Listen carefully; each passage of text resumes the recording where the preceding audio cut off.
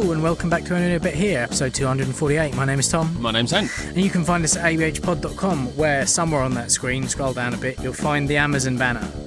Click on the Amazon banner, go through, do all your shopping on Amazon as you usually do, because, you know, you do. And we get 5% of your total basket spend at the end for no extra cost to yourself at all. And that 5% just goes into a little pot that helps us pay for our hosting fees every year.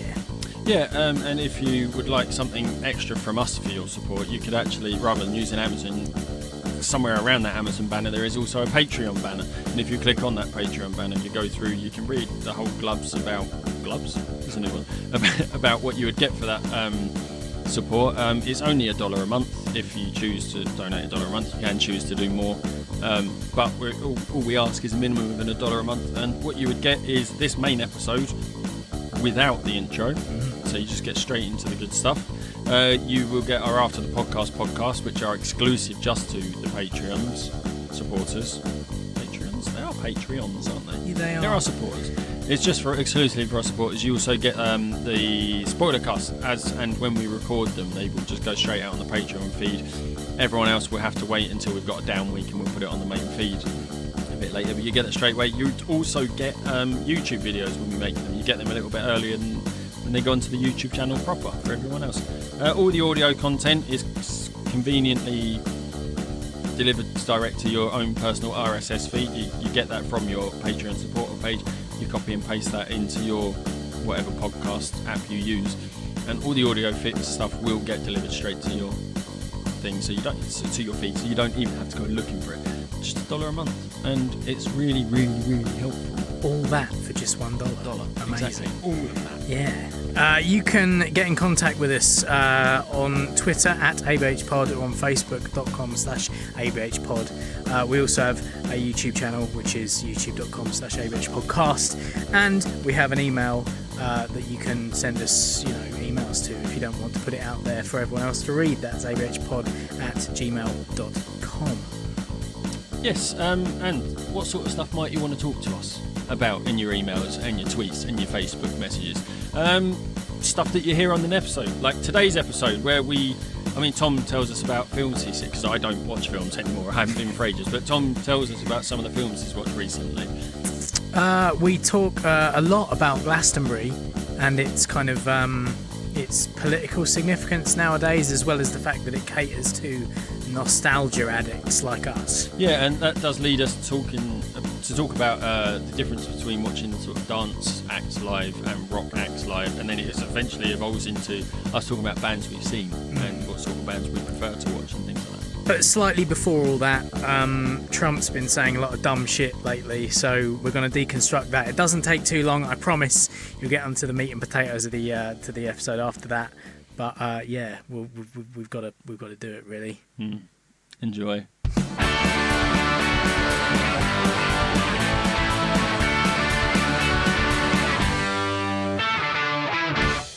There's another internet challenge, isn't there? Yes, I saw a couple of rebels out there on Facebook. Yeah. And having enough of all that shit. Well, I've only seen one video. I only saw the Jason Statham one. And I was like, well, that's pretty fucking cool. Because he didn't I don't think he labelled it up as a challenge or anything. No, he just did it.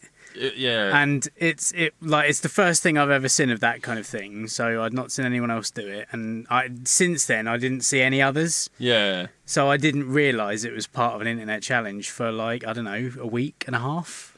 I mean, yeah, I've seen two or three. Yeah. But it's not taken off like the ice bucket challenge or... No. Probably because it's not... The only difference with this challenge, which is the bottle top challenge, or the bottle cap, I don't know what it's called. The bottle top challenge is where people are doing like roundhouse kicks and taking the screw caps off of bottles of drinks. It's pretty fucking impressive. There's skill involved. This challenge is actually somewhat worthwhile. It's a proper challenge. Yeah, and it is. It's cool. But I think the reason that it hasn't taken off is probably because it's not affiliated with like a charity or anything like that. Do you know why else it hasn't taken off? Why? Because it needs some skill and it's really it's fucking difficult hard to do. I'll tell you what I did see the other day though, was people doing it with cars. Oh, with the tail power thing. sliding cars. Yeah, I've seen someone do it with the spoiler. Yeah, Yeah. that like Lamborghini or whatever it is with the raisable spoiler that knocks off the top of the champagne bottle. Yeah. I've also seen other like modded cars doing scoops and hitting bottles and stuff. It's really cool. Again, you know, it's just cool. But yeah, I didn't realise, and like that post that I made the other day, because I was on my own on a Friday night, basically, and I just got back from Goodwood Festival of Speed, and was like, right, I saw Joe's from All Seeing Guys, because it was funny, and it was it was only roughly. It wasn't because of that I realised it was a challenge, but I was like, that's quite funny. Maybe I'll do one of my own. Yeah. And it's got like over 480 views, and 3 people that I know have shared it. Yeah, it's really cool. I wanted to share Joe's when he did it, but his is private. Yeah. So you can't actually share his. I didn't realise you could share yours. We need to share it on the ABH page so people can see. I did it this morning. You did it this morning, so it is over there if you want to see it. Yeah. It's fun. I tell you what, Joe's is impressive because he's just straight drinking a bottle of Jim Beam. I'd love to, because he walks off camera, so I'd love to see what happened after that. Look. No, he strikes me as someone who can just do that. Yeah. Yeah, I think he's a pretty hard drinking guy. Yeah. yeah, that was what was impressive. I was like, fucking hell, he's just swigging straight out of a Jim Beam bottle. Fucking hell. Yeah. But it's funny. It's a bit of fun, isn't it? Yeah. Yeah. The thing is, I never even thought to do anything like that. Well, it's just one of those things. It's like the only way reason mine will be picking up my water bottle and just taking a drink of water. Like, well, this is it. It's kind of like when the ice bucket challenge thing came around. Then Patrick Stewart did that thing where he just put a bit of ice in a glass of whiskey or something, and asked people to donate money. Yeah, I'm not dunking ice over myself. I'm too cool for that. Well, we just jumped into a paddling pool full of ice. Water. Yeah, and cold water. Ice cold water. Yeah. Yeah, I was wearing all white. It wasn't a good look. Should have thought about that. It was horrible. Yeah. It was funny though. It was funny. I really enjoyed it. Yeah. We got in on that, and hopefully people did donate money because of us. But yeah, we don't know whether they did, but hey. And lots of other people did it, like, you know, Stephen Smokey did it for History of Misunderstanding, and loads of the podcasters did. It was because we were trying to get our names out there. Yeah. Let's also not beat around the bush. Yeah. Yes, we did it for charity, but it was also to try and get a bit of attention. And we did also give to charity as well. We did actually donate as well. Yeah, you know, it wasn't entirely selfless. But Look at me, aren't I good? I helped somebody. And listen to my podcast. Yeah. Is that, if you announce a selfless act, is it really selfless? Yeah. Not it's really. kind of like I was having a conversation, well, not really a conversation, but like a couple of people got in contact with us about the After the Podcast last week, and I was like, fucking hell, that was a bit self-indulgent. It really was. And Andy came back and was like, every podcast is self-indulgent, and I was like, oh yeah, Good yeah, point. I guess it is. We are shouting into the void, hoping someone listens to our opinion. Yeah, let's be honest. Yeah, It's what we hoping that do. people find it kind of half funny. Yeah.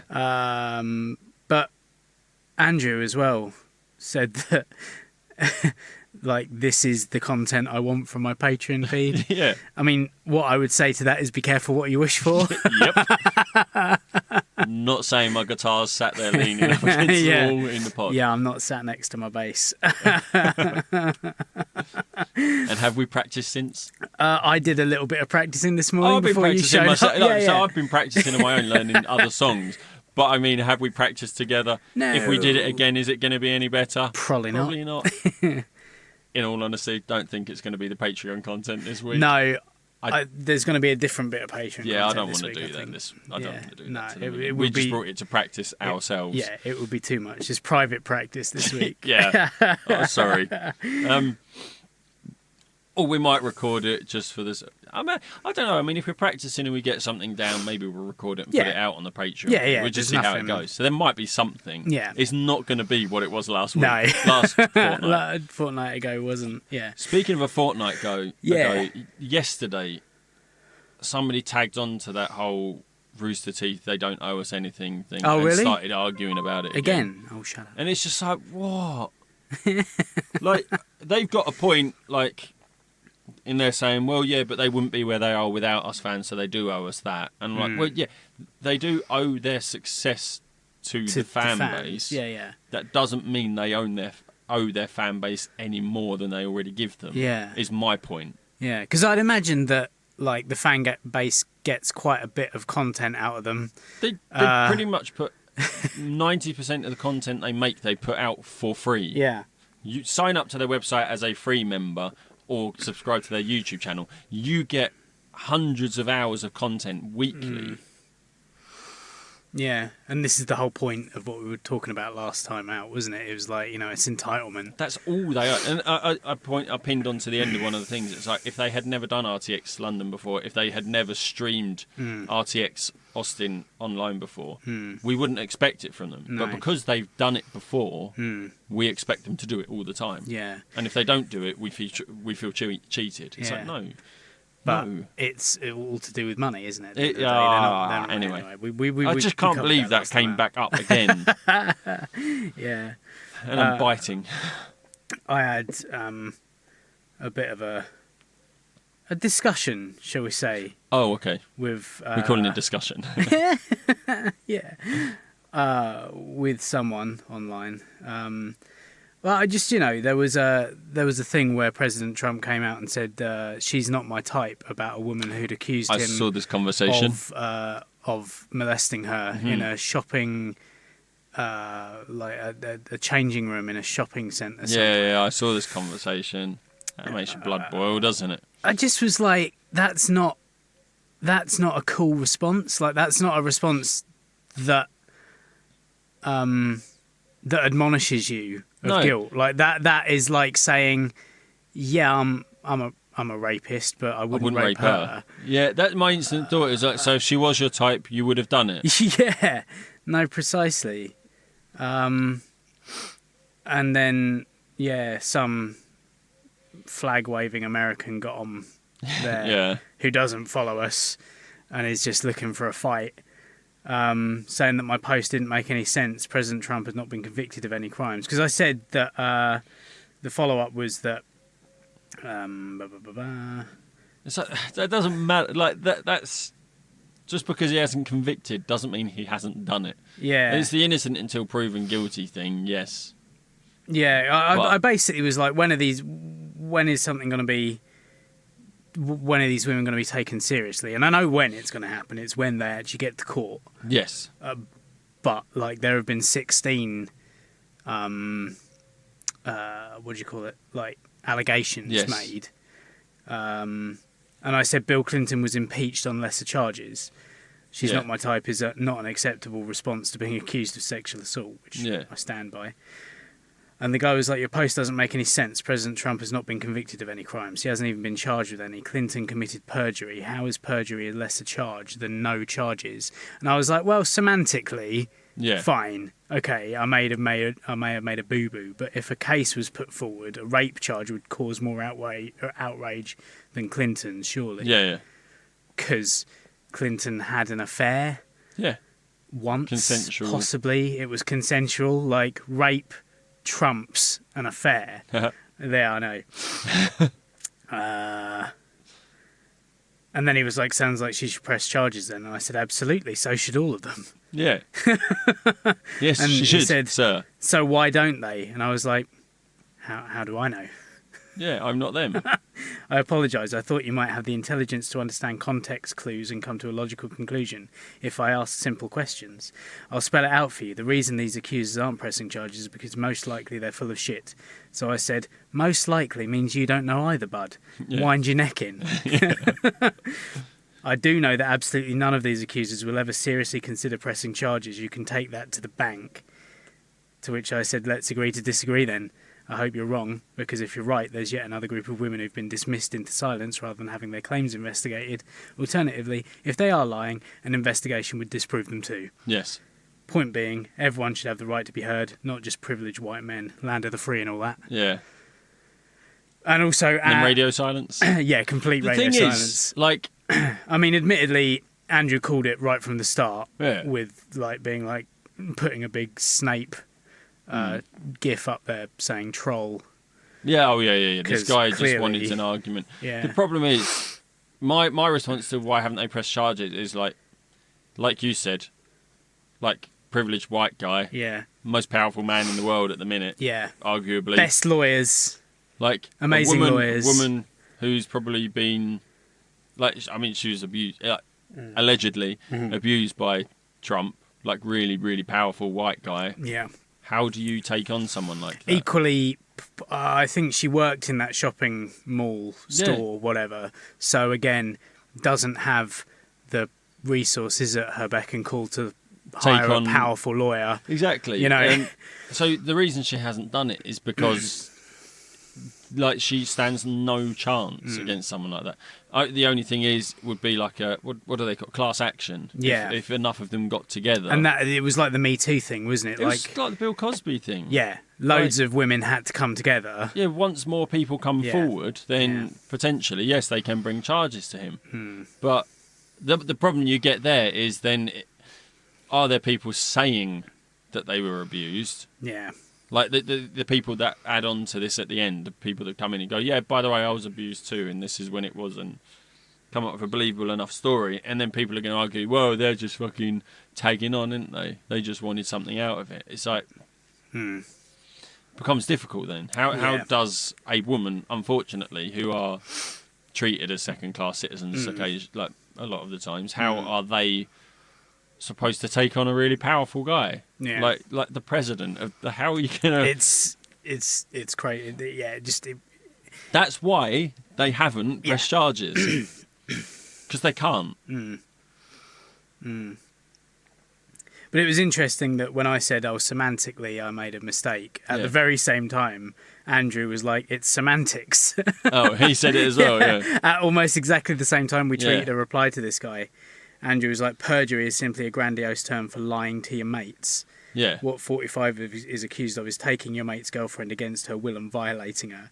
The cowardice of those currently in government capacities is the reason why your tweet contains facts. However, facts or no, my original response was in light of the idea of some flag-waving rando popping onto a thread of a profile they do not follow and planting ridiculous straw men. Take your misdirections elsewhere, troll. He got well in. He got stuck in. Such a good way of words. Yeah. Yeah. That's the thing. It's like this guy probably was like, oh, I can speak intelligently, so I'm gonna argue, and then you and Andrew come back and you're like, we can write intelligently as well. Big words too. Yeah. And the guy goes, oh fuck. We've got vocabularies and also rational thoughts behind them. If that was me, I would have just been like, fuck off. And my it's one of those argument things, wouldn't have it's stood. what I've kind of learnt through being on Twitter and seeing conversations you use go the full back and 200 forth. and whatever characters, 280 characters, people run away scared. Yeah. Or make a thread out of it and just explain yourself in incredible detail. This is it. They get bored and go away. Yeah. Not the only thing that Trump has done that's stupid recently, right? Airports in 1770 odd, Excuse me. whenever the independence thing was. I missed this. It's been all believe. over. I kind of missed it because I wasn't around I was at Goodwood again, which was cool. You on were working. Friday I was working. Well, Yeah. I think I did maybe 40 minutes of work in the entire day. I had an interview to do and it lasted 35 minutes. And then I looked around at some cars. I got driven around a rally track by a professional driver. Yeah. Which is the scariest fucking 2 I minutes can in my imagine. life. Mate, I've never, I didn't think it was possible. Yeah. You watch rally cars occasionally go around things and you're like, that looks fast. Yeah, and then you do it on games and you're like, I can do this too.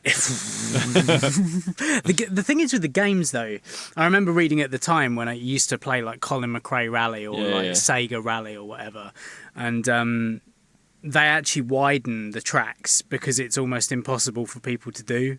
Oh, really? Like the game, tracks they're on wide, those isn't it? games are like 2 or 3 times wider than they are in real life. Wow. Because it would be virtually impossible for anyone to actually to play those games properly, like your average Joe. But yeah, this guy, Mads Olsberg, he's a Norwegian, so he's been doing it since he was like 6, because the Scandinavians are mental. Yeah.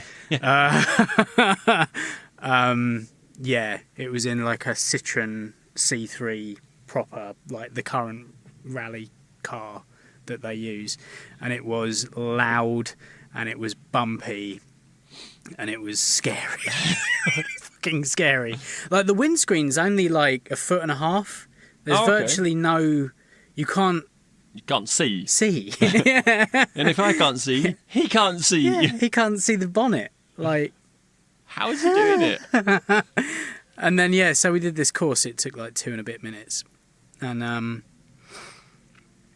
it was only when we were coming back in to park back up again, I was like, I noticed there were no brake markers, like on race circuits and karting circuits and stuff. It tells you like you're 100 meters out from the corner, 50 meters out, 25 meters out, so that you can spot a brake zone, and you can kind of go towards that. A lap after lap, you can see where the thing is. I was like, there were no brake markers, only like kind of markers at the corner telling you roughly how sharp it was. So like, how do you figure out where to brake? And he just kind of looked at me and was like, just feeling. It's just like instinct. Instinct. I just I just kind of work it out. And I was like, I'm so glad you told me that now. But he was like, it was really slippery out there, like because it's stones and stuff. Places of it were like ice, and I was like, again, glad you're telling me now. Jesus. There was even a point where we got some air, like 2 or 3 feet of air. I could see the jump coming, and I was like, fuck. And you do go light, you get that kind of anti-gravity thing. And it was amazing. But at that time, Trump was making his Independence Day address. And of course. I don't have the exact transcript because I'm an idiot. Oh well. But essentially, he did a wrong burgundy. And read what was on the teleprompter. Oh god! Like even the pause. Sort of thing. Pause for breath. I'm Ron Burgundy. I don't know whether it's in this particular thing, because the UK ambassador to the US has labelled the Trump administration inept. Fair play. Says the White House is uniquely dysfunctional and divided, but also that the US president should not be written off. But yeah, he basically said that they had airports in 1700s, and that the US people secured those airports. Right. This has caused widespread kind of, trolling. Airports. Oh, somebody showed me a meme. And it was saying, it was like a picture of artillerymen with like a fighter jet in the background. Right, that's what that was about. Okay, I get it. I'll see if I get it now. I didn't understand when I first saw this picture. Yeah. President Donald Trump explained that a teleprompter going kaput for a glaring anachronism in his Independence Day speech. He told crowds on the 4th of July the Continental Army took over airports during the American Revolutionary War in the 1770s. Observers quickly pointed out that there was no air travel in 18th century America. It's a massive part of Hamilton. Yeah. I mean, was there, the US Air Force and all that was. Yeah, that's it. Yeah. Right at the start, you see Hamilton just walking down the stairs as he steps off of a 737 after flying from the Caribbean to New York. JFK, yeah. The JFK Airport, as it was known back then as well, in the 1700s. In the same sentence, Mr. Trump also appeared to date a battle at Fort McHenry to the American Revolution, when it unfolded decades later during the War of 1812. Oh, Jesus. Yeah, if we want to sort of emigrate and live in America, if we want to take citizenship there, we have to learn the history. Yeah. But there's someone who's born there, knows fuck all about it. To be fair, it would be the same this way round, wouldn't it? Maybe, yeah. Like if somebody, absolutely. Yeah. Okay. He said, I guess the rain knocked out the teleprompter. I knew the speech very well, so I was able to do it without a teleprompter. But the teleprompter did go out, and it was actually hard to look at anyway because there was rain all over it. But despite the rain, it was just a fantastic evening.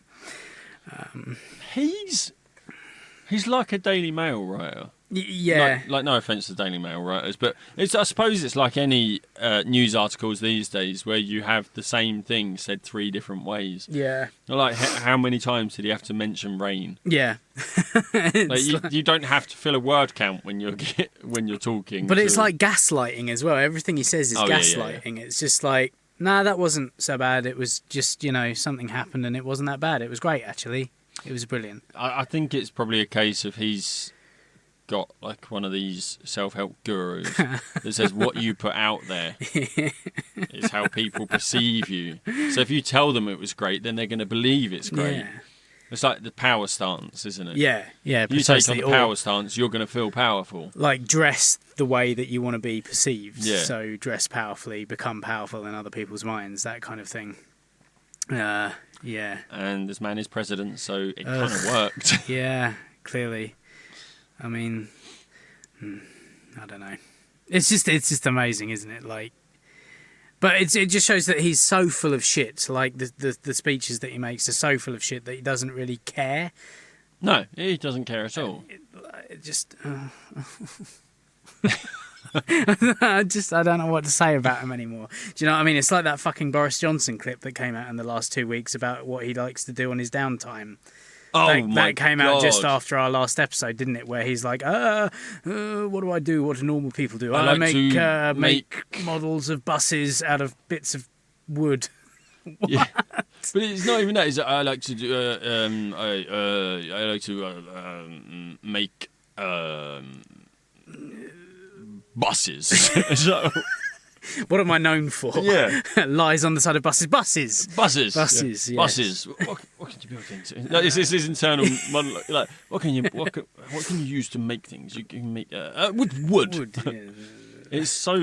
It's hard. It's a real hard speech to listen to. It really is. But that thing that you posted up, where he's got like his PR bloke sat in the next room feeding him lines. Yeah. Was that you? I don't think it was me. I don't know if it was me. Sometimes I share things. I think you shared it and not me. But yeah, it's just the guy being completely exasperated.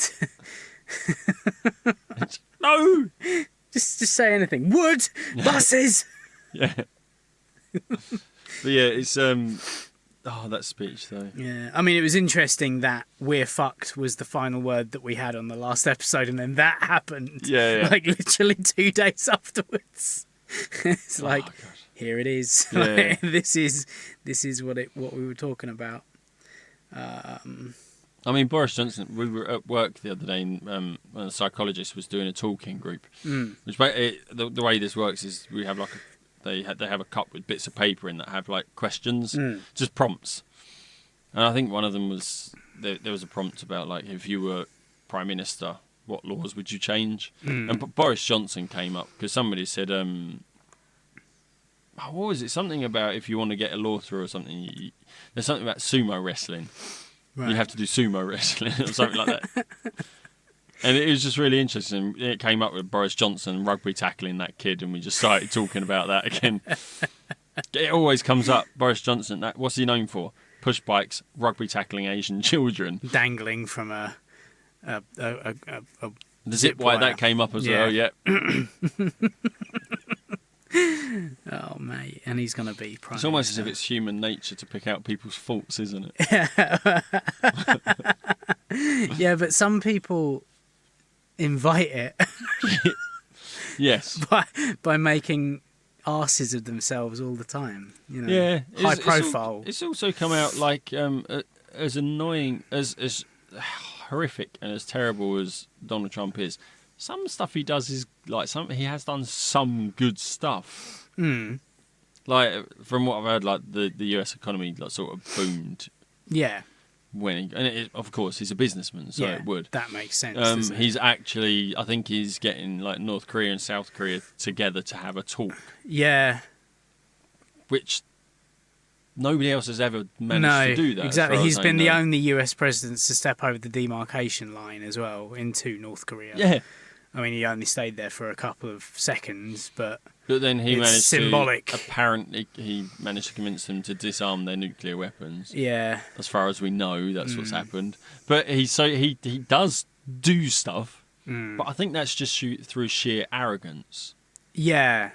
It's because he wants to be that guy. I can fix this. Yeah. It's not necessarily. While the US is burning and there's it's like children dying in that camps couple that I met like out in Austin a couple of years ago, and the guy was saying that he sees X amount of dollars more in his paycheck a month, and it's directly down to tax breaks and incentives and stuff that Trump brought into play straight away.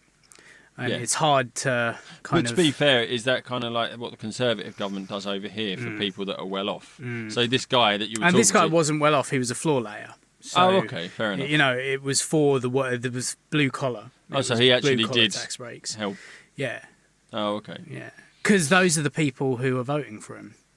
Good point. Whereas the Tories over here, weirdly, these days it is working class people that are voting Tories now. Yeah, I know, it's ridiculous. Because it makes no fucking sense. Yeah. The other thing that came out this weekend as well, there's a festival in Dublin called Longitude. Longitude. Like not latitude. Not latitude longitude. festival. I was like, I know. Hang on, I know latitude festival. It's held in Marlay Park in South Dublin, and the U.S. Embassy in the Republic of Ireland told American citizens to avoid the music festival due to a risk of violence. And the Irish police over there, the Garda, said there was a great atmosphere on the event on Friday with no incidents of note. The festival promoter said the U.S. Embassy's warning was beyond ridiculous. There are more questions than answers, to quote that old blues song, says Dennis Desmond of MCD Productions. And then, the police were posting pictures of them with families, everyone having a good time. No one really knows why the US Embassy decided to be like, oh yeah, by the way, there's going to be violence in Dublin. Stay away. A security alert said, What? It's weird, right? Why? What? I don't know. I can only imagine that. The thing is, Trump is a man of the 80s. He loves having his picture on the front cover of Time and then mocking up a front cover of Time to hang in his ridiculous golf clubs because he stopped becoming a normal person around that time, and and obviously during the 80s the IRA were a big deal, right? Yeah. So maybe it's that. I don't know. Why? I'm speculating massively, but it's bizarre.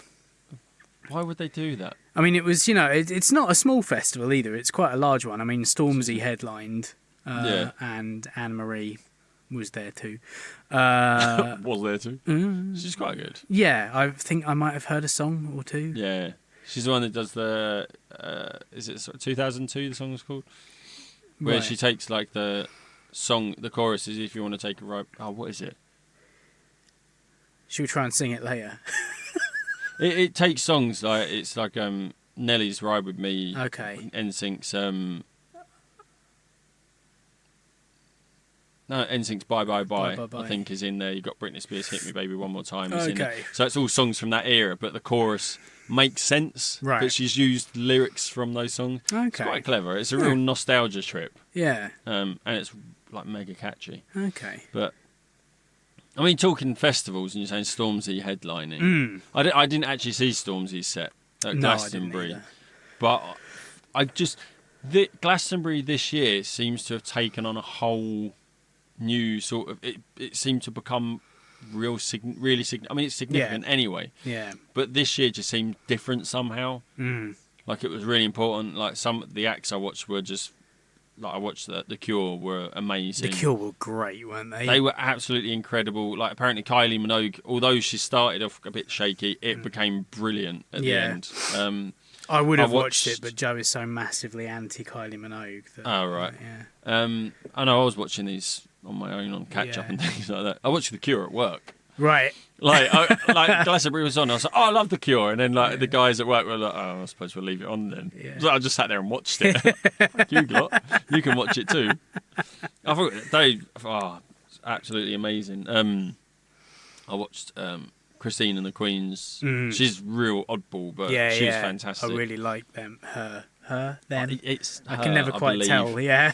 But so I just watched quite a few. The streets looked like they were amazing. Oh man, when he did the whole song "Dry Your Eyes" from the crowd. Yeah, he's crowd surfing the whole time.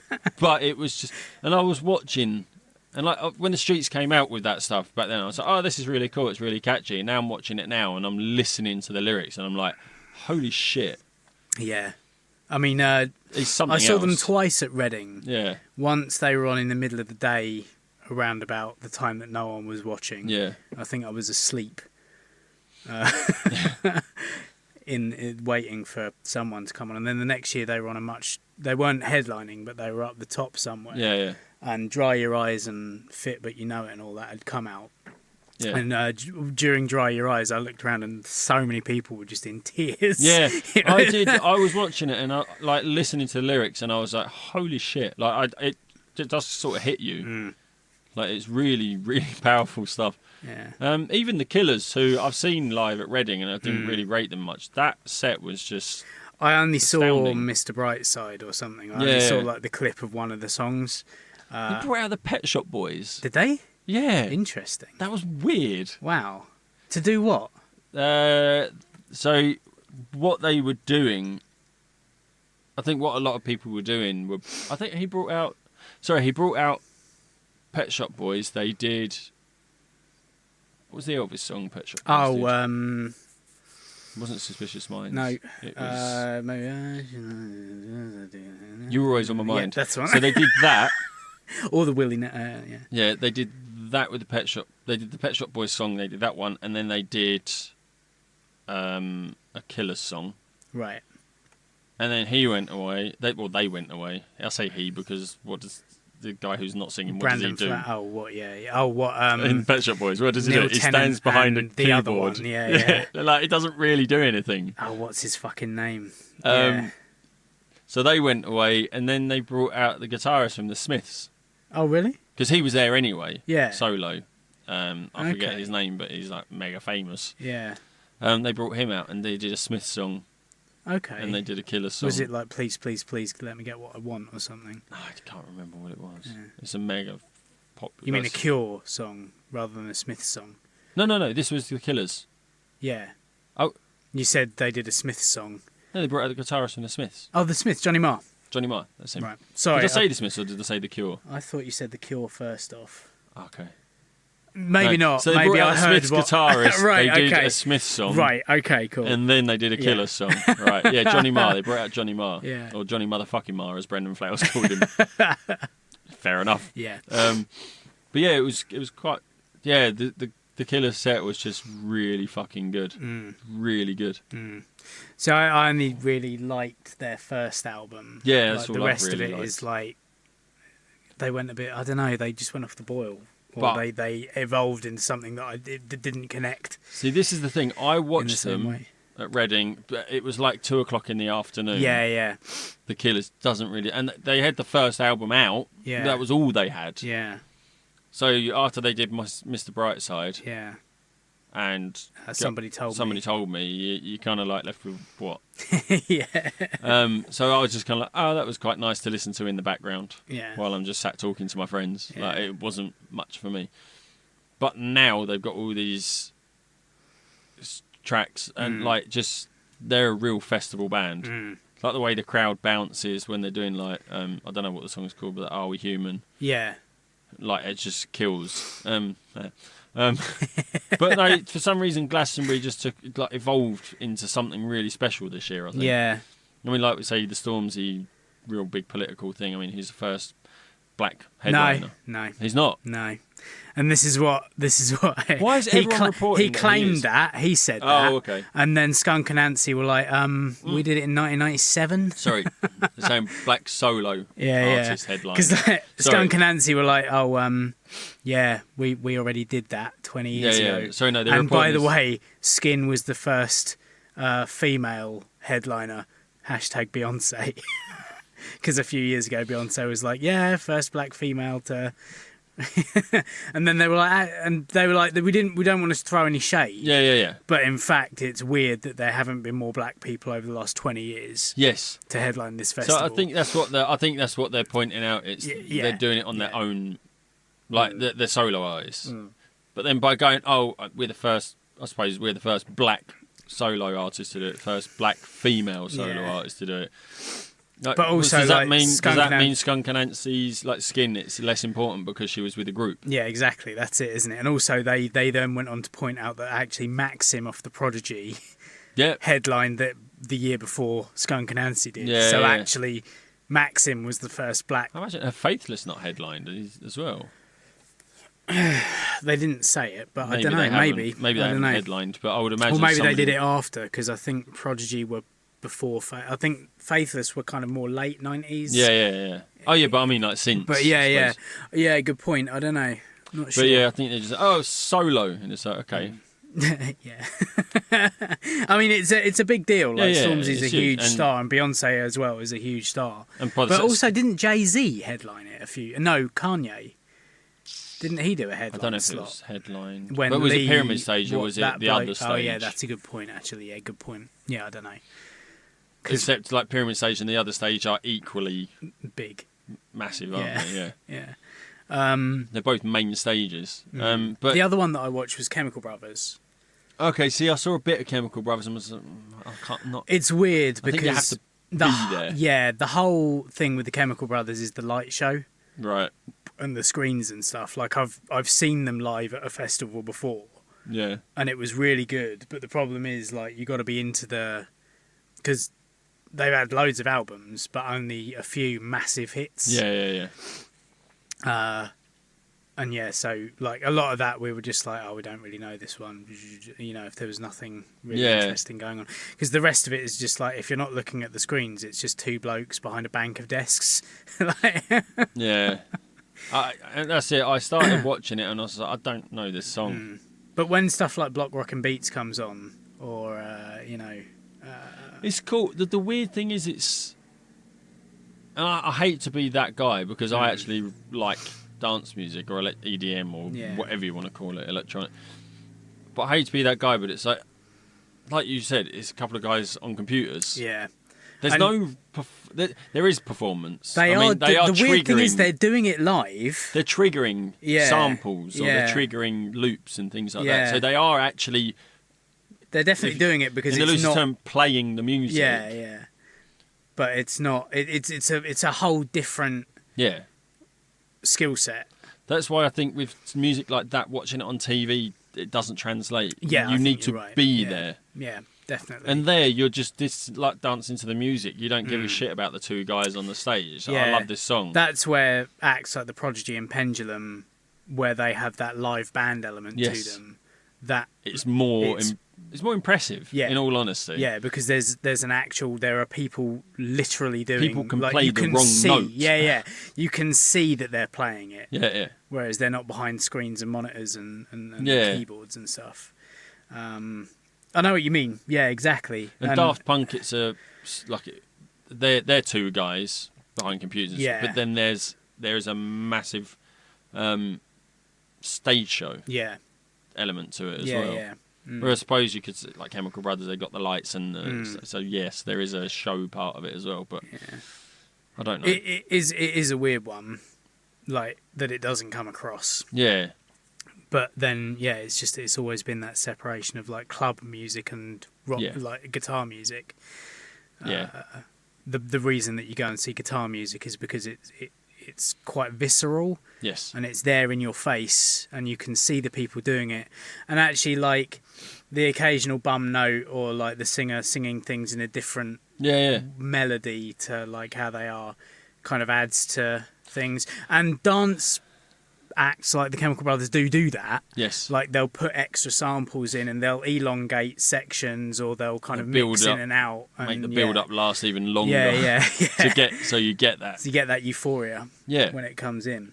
But it's more for like the dance heads EDM heads who love that kind of thing, Yeah. I suppose, it does. It sort of in other sort of areas, like to us, football on TV, we're like, okay, cool. Yeah. But for people that understand the game and can see the skill involved in it, it takes on a whole different level. Yeah, I suppose. I was going to put, because we were saying about live music, which you're saying about when people hit a bum note occasionally and stuff like that. I've always preferred to watch bands that can't play perfectly. Yeah. When I go to watch bands that play perfectly, I'm like, fuck, they're like... What was the band that played the most perfectly that you ever saw? Because for me, it was Linkin Park. Yeah, they played everything exactly the same as it was on the album, and that is both amazing and a bit disappointing. Yeah. Because I would say, like, technically, Foo Fighters are real tight, but they change the songs up. Yeah, they do a lot. And Dave Grohl tends to, I suppose, when you say tight, it's not like the album because he'll tend to shout. Yeah, he shouts a lot more. Rather than actually sing the lyrics, he'll go, ah! Okay. Can you actually sing the song? He gets a bit overexcited. It really does. But it's cool. Like, it's quite infectious. Yeah. Bon Jovi are really tight. Yeah. Really tight. But nowadays they play songs in a different key because they're old guys. Yeah. They can't do what they used to do. Yeah. You can't do those falsetto-y things. I'm trying to think, have I seen any really polished bands? Less Than Jake are a pretty polished band. Yeah, it's true, actually. Like, however, their gigs are real... They seem like real amateur gigs. Because they're real club gigs and really sweaty. And, but they're really tight. Yeah, they're a really tight band. Smokey and I were up at Slam Dunk and watching them, I was like, well, I only really like Anthem and a couple of songs off, like, Losing Streak. Yeah. But we stayed and watched, and the whole show was just like... Was it Hello Rockview they played? They played... The whole of Hello Rockview? Yeah, they played... Looking back, it was more like off the first, like, Hello Rockview, Losing Streak and Anthem. Yeah. Like, everything was off those 3 albums. Oh, okay. Yeah, the newest stuff. It wasn't just Rockview. Like, I just haven't listened to anything past Anthem, because Anthem, good, for me... Like, I've got Losing Streak and Hello Rockview. I don't own Anthem, but Anthem is the one for me. It is the album where every single one is stone cold. It was my first Les and Jake album. That's when I first was introduced to them, was on the Anthem tour. Yeah. So that, to me, it sticks with me. Like, it's an incredible album. But the old stuff is just as good. I really want to see them. So Les and Jake are a real polished band. Bullet for My Valentine are extremely technical and polished. Yeah. There's quite a few, to be fair, but there are bands that there are bands that I absolutely love, but every single time I've seen them, they've made a mistake, and it's like the Hives are one. Like, the band itself, totally tight, but because Howlin' Pelle Almqvist is doing his kind of best to be Mick Jagger. Yeah. He's definitely Mick Jagger. He gets a lot of words wrong. And I give him credit. It's not his first language either. No, true. But, like, it's just... to me, it's just like, well... I don't know, like, it adds an extra thing, because you're like, you can, like, be like, well, he got that wrong. Yeah. But at the same time, he's so into it. I can relate to it because I always used to get words wrong. And these are songs that you've sung hundreds of times. Yeah. But, like, you'll still go into, like, the intro of a song and your brain goes, how does it start? The first word. Yeah. And until you get there, you don't know whether you're going to get it or not. Yeah. Or, like, occasionally I'll switch the lines in verses around because I've forgotten what the first one is. I've forgotten the second verse, so I'll sing the first verse again. That sort of thing. Yeah. But yeah, I'm trying to think of other bands that I've seen that I've noticed howlers. And there have been a few. I don't really have any that stick out because it becomes part of the show. Exactly. I think that's what we're saying, isn't it, really? Yeah, and it's just like, well, yeah. There's something about making a mistake that makes it more enjoyable in a Yeah, way. it's quite good when it's loose. And a lot of the times when it's loose, and like you're saying with the Hives, a lot of times when it's really loose and they make mistakes, it's because they're just giving it everything. Yeah. And you're like, well, yeah, of course you're going to fuck up Yeah. if you're putting on that much of a show. Yeah.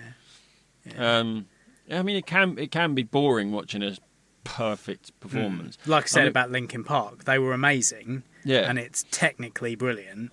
But it was a bit like, I wish they'd do something else to kind of give them a bit more dynamic. Yeah, I suppose one that I'm not necessarily a fan of, but they were supporting Bon Jovi at Milton Keynes Bowl, which is hands down the best venue for live music, as long as you've got a band that can fill it. Yeah. Nickelback. Right. Like, I was listening, I wasn't really paying attention, but it was just kind of like, yeah, I've heard that song on the radio. Yeah, exactly like this. Exactly like this. Yeah. And like Nickelback are like, some of their songs go quite heavy. You know? Like, there's a lot of energy in them, but it's just like, it just doesn't. I mean, I don't know if it's because I'm not a big fan of their songs, but I just felt like there was nothing. Right. Nothing there. So I'm a bit of a Nickelback defender. But I've never seen them live, so I wouldn't. That's what I'd tell a lie. I saw them play 2 songs in the middle of Camden once. Oh, right. But apart from that, it was when TRL used to be in Camden High Street. I see. Right, yeah. There was a band warming up, and me and the friend that I was up there with went up to the security and were like, "Who's playing?" And they were like, "We can't tell you, but if you wait around and come back." Yeah. You'll see them. Yeah. Okay. Yeah, I think you've told me about this before, actually, yeah. And then they opened up the gates because there weren't enough people in there with tickets, so we got in for free and saw them do How You Remind Me and the other one off that album, which I can't remember the name of. It's probably... Is it a song about a guy hitting a woman? Yeah, or is that possibly. How You Remind Me? No, there is another one like that. Yeah. But it's, like I say, like I'm not one of these people that goes, oh, fucking Nickelback. Yeah. But I'm just not a massive fan. Yeah. They've got some good songs, but I'm not... Yeah. It's like, I was thinking the other day of like bands that lots of my friends love, but I just do not get. Yeah.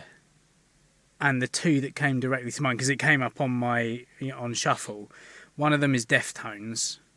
I've never really understood why people lose their shit over Deftones. I like them, but I like I haven't listened to them Back for to about School's quite cool. 8 years. Yeah. And the last time I listened to them was when we took Chloe to Reading and Deftones were there. Right. So the last time I listened to them. Back to School's really good. I like the album. Is it Minerva? Minerva or White Pony? I can't remember. Minerva's the one I bought, right. and I quite like that album. But people used to lose their shit, and I really didn't get it. Right. But then I heard a couple of songs. I was like, I quite like these ones actually. Yeah. But I've never Shut been Up into and them. Drive Far Away or something, isn't it? Shut Up and... Yeah, that's a really good song. That's a good song. Shove It. There is one called Shove It. Which is a really good one. Yeah. Yeah. But people were like, his voice is amazing. And I'm like, it's all effects. It's not. Like, that's not even his voice. Especially if you watch him live. His voice is not amazing. Yeah. And that's it. It's like people are like, he's amazing, he's great. And I'm like, but he doesn't, that's not his voice. That's not him, yeah. It's all effects. Like, and the other one was Korn, which I know you're a fan of. I do but like I just Korn, don't, I never really got into it. the new metal. Well, although you like Linkin Park. Yeah, I like the kind of poppier end of things. I didn't really get and I liked Limp Bizkit. So did I. Significant Other, $3 Bill Y'all, and Chocolate Starfish, and that's when it started to go off. Chocolate Starfish, yeah. That's when everyone was getting into them. Yeah. Although I had the album after that, which was like, how many songs did it have on it? It was fucking loads. Oh, what is it? The one where Wes Borland wasn't on it anymore. Yes. Gold Cobra? No, not Gold Cobra. I can't remember what it was. It had a green. Yeah, it was cover, the green didn't one. it? Yeah, and it had with the Who. Behind Blue. Yeah. Behind. Blue Eyes. It was Behind Blue Eyes, wasn't it? Blue eyes, you Yeah, don't know what it's Because like. as soon as I started saying it, I was like, no, that's Kelly Clarkson behind his hazel eyes. But no, it was Behind Blue Eyes. Yeah. Whereas, like, if you just go, nah, nah, Yeah. I'm ready It's just one of to those just days. go. Yeah. It's just one of those days. Yeah. Yeah, You don't I want to know wake exactly up. what it was. Everybody sucks. Yeah. Yeah, just Korn. I don't know, like... I get Again, that. it's like there's the first album I think my brother owned. Yeah, and yeah. so therefore I've listened to that one a few times. It's got like... It's not Freak on a Leash, is it? No, it's got Blind. That's it, yeah. And Freak on a Leash Clown. is good. Yeah. But like, it was just his delivery. Again, it was his voice. I'm like, no, I don't I get know. it. I get that. But I'm one of those people, I'm like, I don't get Smashing Pumpkins Yeah, no, me neither. at all. No. I don't get it. No. Radiohead, sorry. I don't get it. Radiohead, some of it. Like, I think OK Computer is possibly one of the best British rock albums ever made. Like, This is what people say, and I listen to it, I go, yeah. Do you know- didn't get into it until I was at uni. I mind like Fade Out. you. What's the other one I like? Karma Police. Sorry? Karma Police. No, not massively, no. I know it, but I'm yeah. not massively. Fade Out is definitely one. I think that it's a good song. The video is incredible as well. But, you know, like, there's a couple of songs I like. Smashing Pumpkins, there's a couple of songs I like. Yeah. But I don't get it. Yeah. Perfect Circle, don't really know much. Tool as well. I like Tool. But again, like A Perfect Circle, anything with Maynard James Keenan, I've never really given much Yeah. of a listen to, and I don't know why. Yeah, I like 'Cause Tool, but I don't love Tool Yeah, like other yeah, people yeah. do. It's anyway.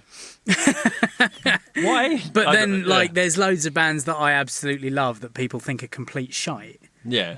Like anything with pop punk. Punk's Lots of great. people hate Blink-182. I don't know why.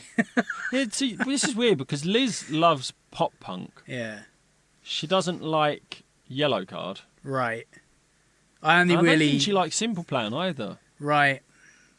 Simple Plan are like pretty straight up pop punk. Yeah. And who's that new group?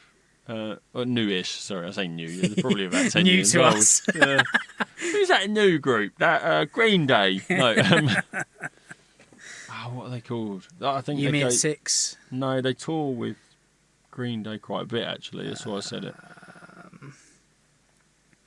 This is so annoying.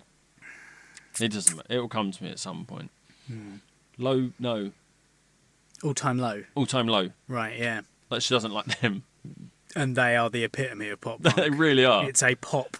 They're pop like, can you punk. tell we like Green Day and Blink-182 because we sound exactly like them. Yeah. And Newfound Glory, Yeah. who are Who were really great. good. Yeah.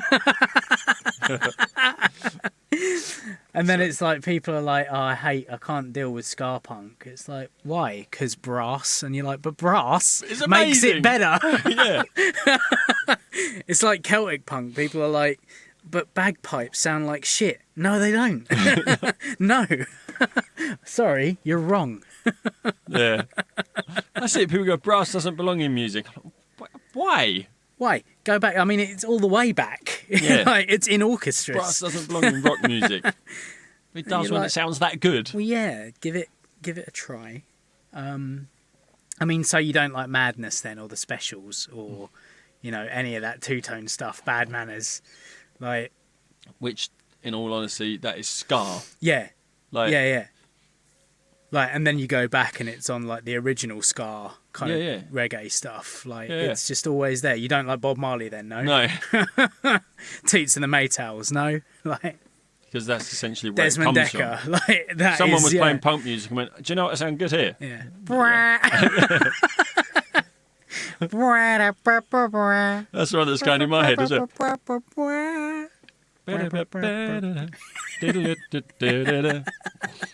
That's the song that was going through my head Yeah. the whole time as well. Yeah. Speaking of which, we've got tickets to the Interrupters next year. Yes, we have. That's going to be so good. February. Oh, so looking forward to it. I've been listening to them a lot. Yeah. Virtually non-stop on Spotify. Title Holder's such a good song. Yeah.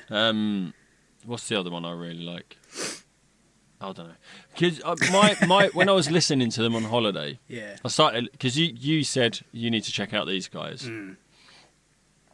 Oh no, I think I saw Smokey's tweet where because he's saying he really liked them, and also he fell in love with the singer. Yes. Yeah. And I started listening to him. I was like, these sound like if Brody had joined Rancid instead of Yeah, marrying a member of Rancid. Exactly like that. And then I got a bit through, and I was like, that sounds like Rancid. Oh, it is Rancid. Yeah. Like she did a that's song. Tim They did a song Armstrong. with Rancid. Yeah. I was like, oh, okay. Yeah, they're very much in the same like. And Liz really likes Yeah. the Interrupters. She hates the Distillers. Right. Again, like. The reason she doesn't like the Distillers is because of Brody's voice. Yeah. But she likes Amy Interrupter has the same voice. Virtually, she doesn't do so but much she doesn't of the growl, the growly yeah, stuff. yeah. But she could. She's got the capacity, she I could. reckon, because she's got exactly the same tone. yeah. I think is Brody in Distillers is quite drony. She drones through a lot of Yeah. the songs. Yeah, but then that Whereas, was the influence of Tim Armstrong, I think. Yeah, whereas the Interrupters, they sing. Yeah. I love that, and the three musicians, the guitarist, bassist, Yeah. and drummer, they're all brothers. Oh, really? Yeah. Oh, okay. Like they're that's all brothers, and then she fronts, Cool. Yeah. and it's so they all good. look kind of the same because they all dress the same. Yeah. The three brothers, when like they all wear like white shirts, black tie, black trousers. It's a strong look. It's Yeah. a really fucking strong look. They are good. Yeah, so that's Mate, February, isn't February. it? It's gonna. I don't know who's supporting. Like we don't know anything yet, do we? There is a support act Oh, that's okay. been announced, but I can't remember the name. I The need to look Distillers him are up. coming over soon, aren't they? I don't I know. think Are they're they? doing festivals. I know that they're bringing out an album this year. So I think they're doing festivals. Yeah, I never got to see them. Never did I. Nah. I'm so glad they're back. I know I Yeah. did see them. I saw them at Reading. What am Did I you? talking about? Yes. I Oh, saw them when right. Coral Fang came out. Okay. Um, Can only imagine I was at another stage. I think I'm just If watching it the was screen same dribbling year. the whole time Yeah, because yeah, of course. I don't know what it is about her. Because she's a bit scary. Yeah. Just something about her. Yeah. Anyway.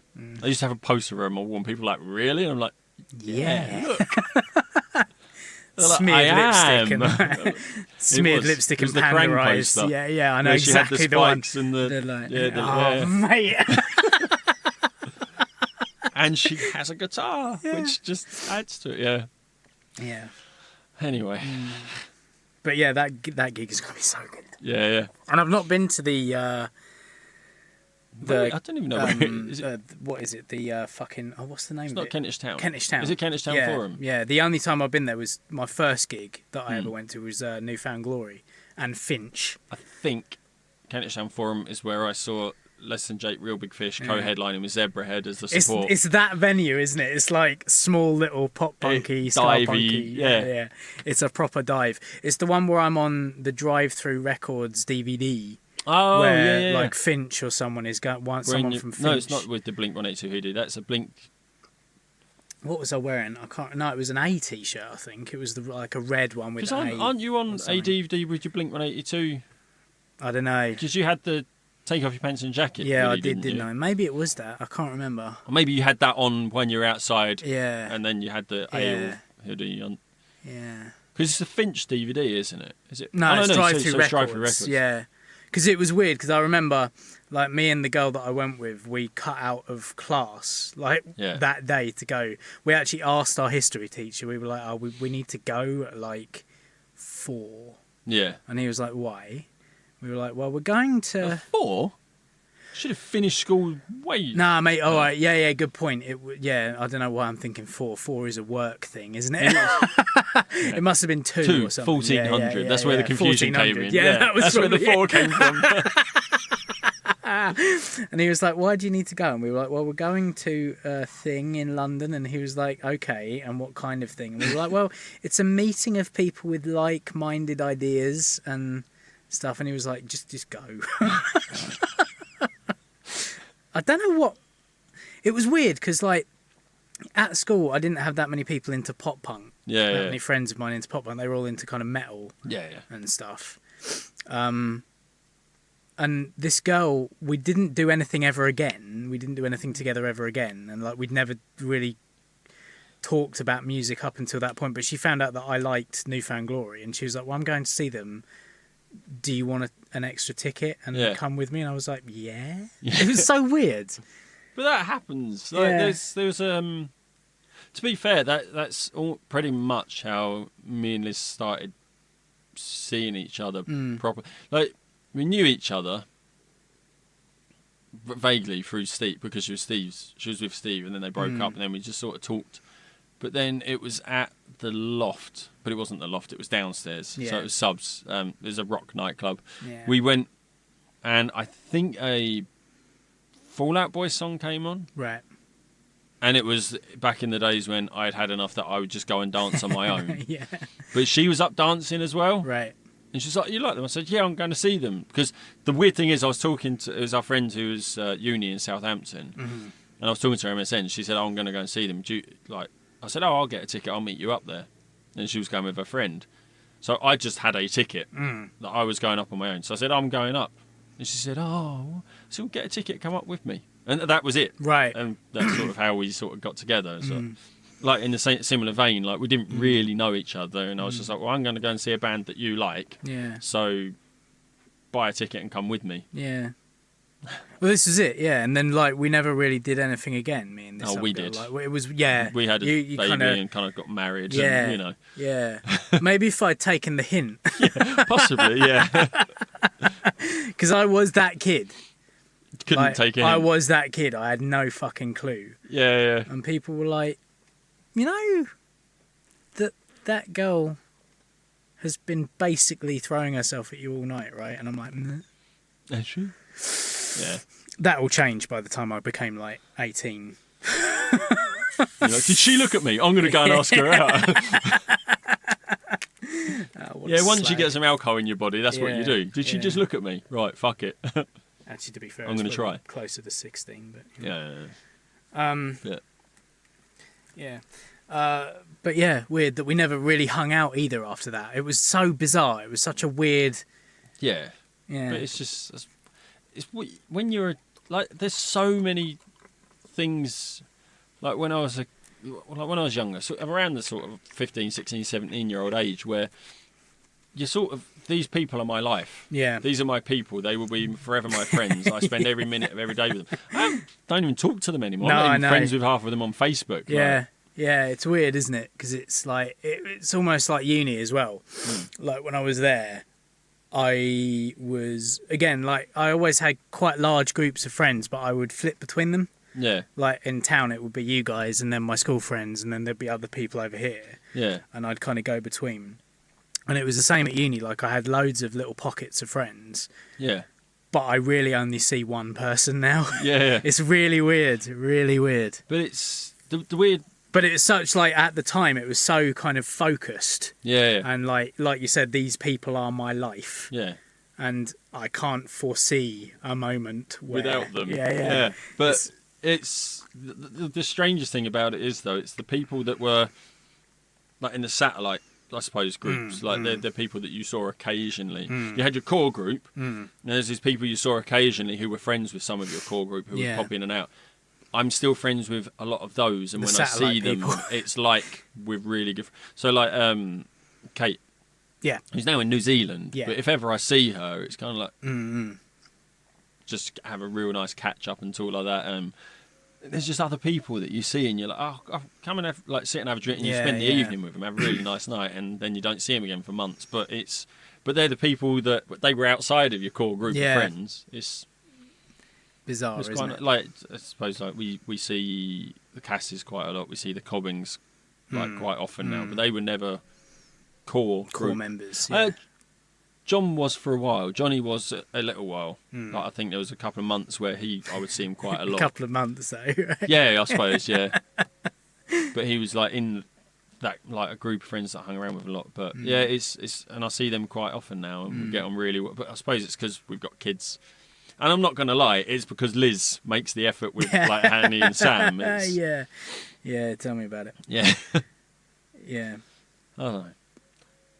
Getting old, eh? Oh. But we got onto the nostalgia stuff quite early. Like, I mean, even when you were talking about Anne-Marie, like, that whole song is a nostalgia film. Like, nostalgia is the thing at the moment. I don't know whether it's just because people who get towards our age become nostalgic, and so we're all a bit nostalgic. Yeah. But again, it seems like, you know, like, a lot of stuff to do with Glastonbury was nostalgia. Like The Cure, Kylie, like, it does. That's it. And like, that whole Legend stage thing is only about nostalgia. Yeah, and to be fair, that Kylie show Liz said it got really good, that's when she started playing the older stuff. Right, yeah. At that point. Yeah. She did, Especially for You, without Jason Donovan. And then after there, it was just all the old stuff. Yeah. So it'd been like Locomotion, Put Your Hands on Your Heart. Yeah. Oh, mate. Yeah. Really fucking good pop songs. Yeah.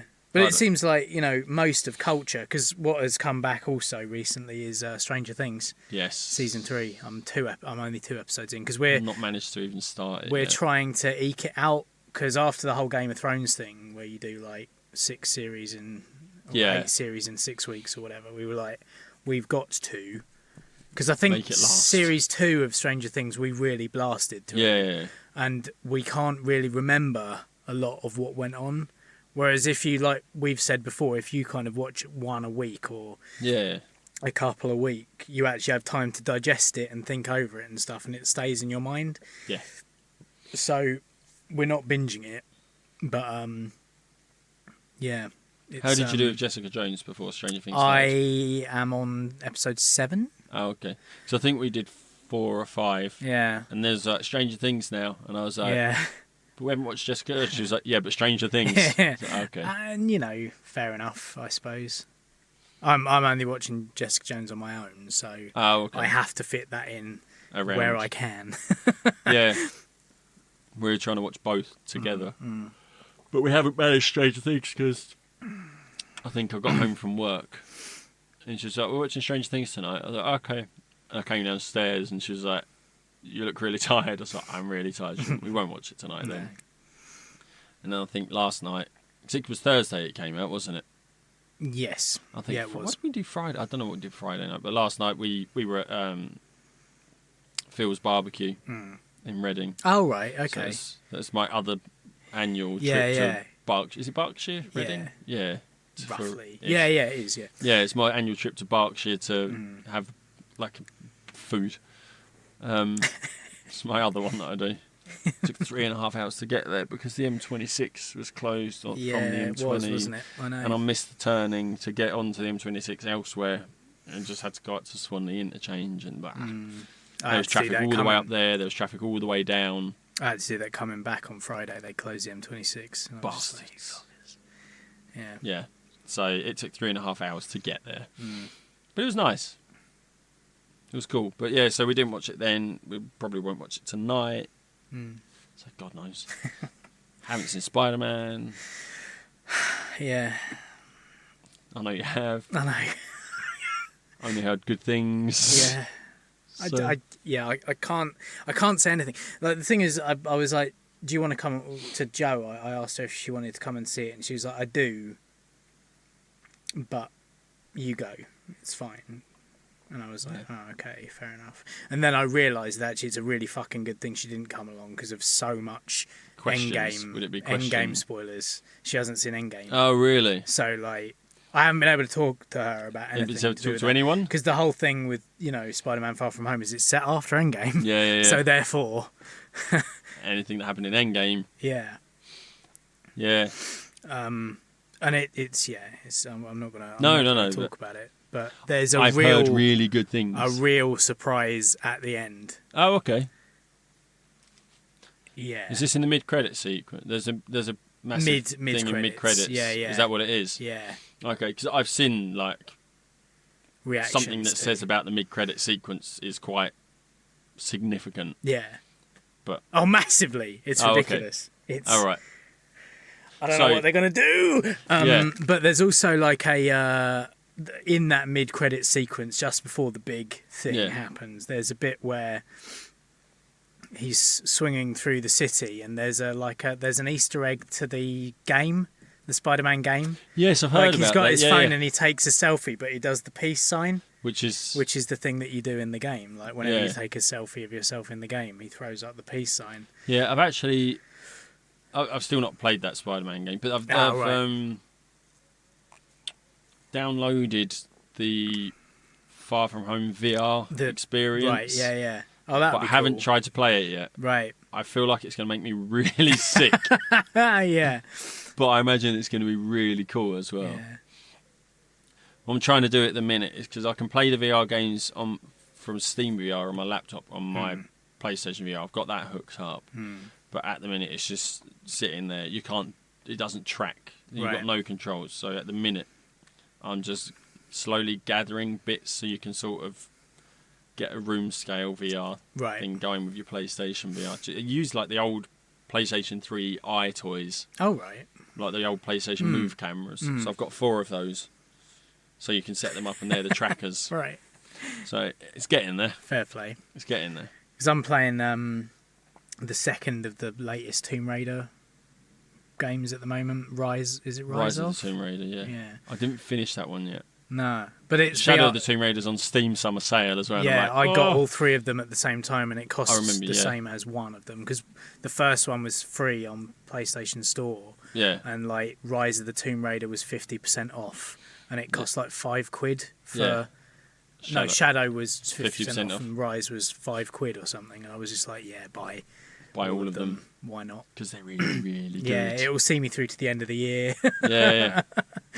I was coming close to finishing off, Red Dead Redemption 2. Yeah. Which I haven't quite, but I've got to a point where it's just hunting animals for the fucking... So when you say finish, you mean 100%ing, because you have finished it. Oh, yeah. You finished the story. I'm very close to getting... I'm on like 98 or 99%. It's ridiculous. It's silly.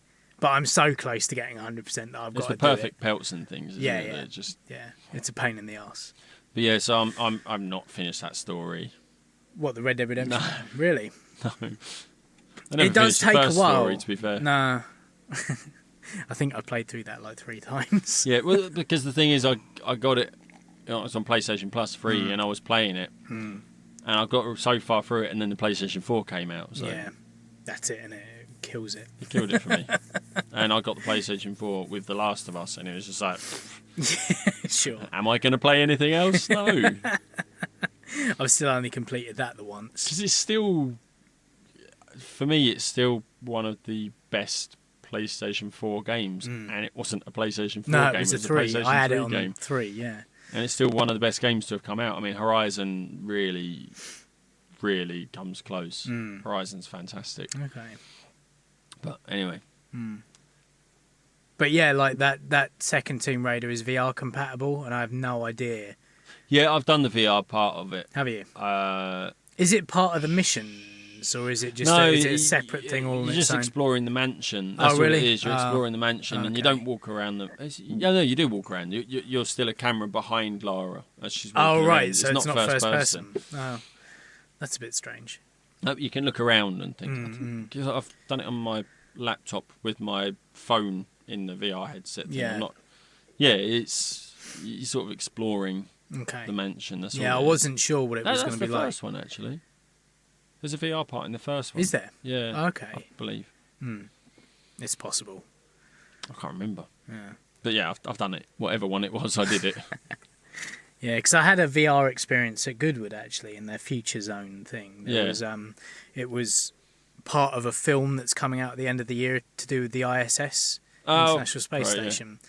So it's set on... they've been filming the crew up there doing stuff, just going about their day-to-day activities and scientific things, and there's a spacewalk element to it, which wasn't on this VR experience, which is really annoying.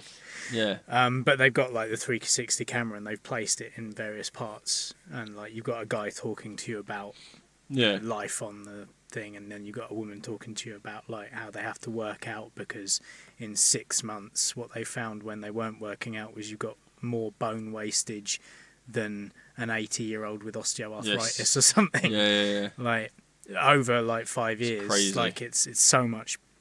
And yeah, you can kind of look around and see what's just in there. And it was pretty cool. But yeah, the whole film comes out in VR at the end of the year.